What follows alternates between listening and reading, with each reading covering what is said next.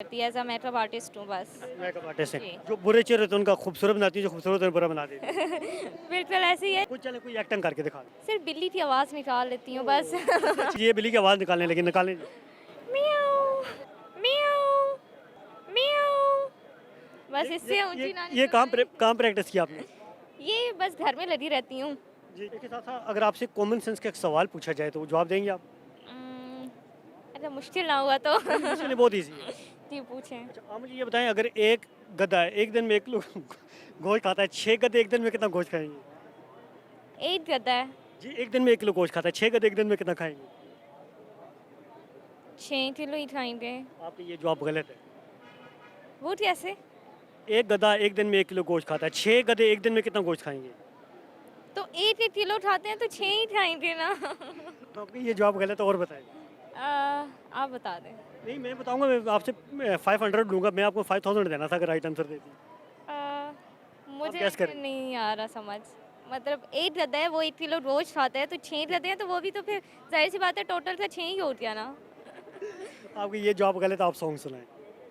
नहीं सॉन्ग मुझे नहीं आता।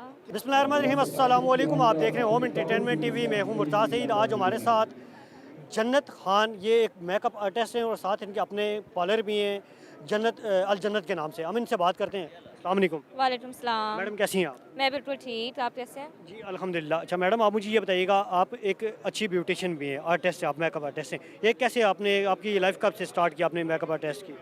मुझे इस फील्ड में 7 साल होते हैं। 7 साल हो गए। जी। अच्छा, आपकी एज से तो नहीं लगता कि आप बहुत छोटी कम एज लगती हैं, तो क्या आपकी एज कितनी है?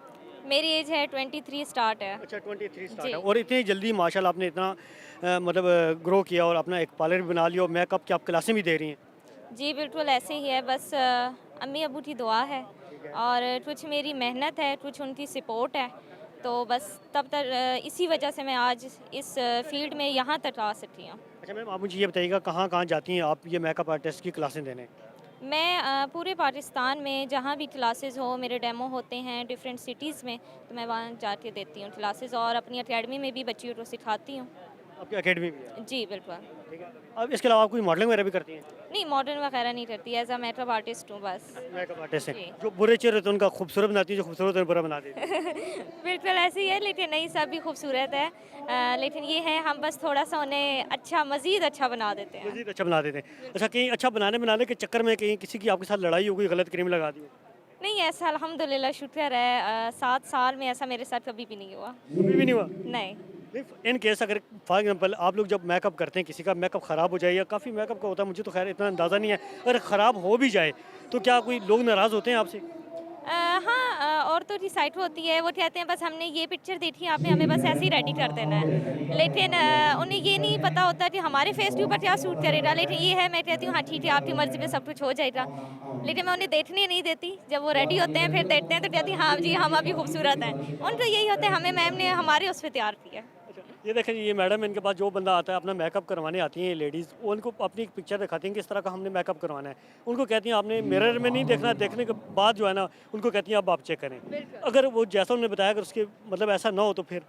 जो ज़्यादा वो चिट-चिट करती है फिर उन्हें हम वैसे ही तैयार कर देते हैं। इस इवेंट के हवाले से क्या मैसेज देंगे आप?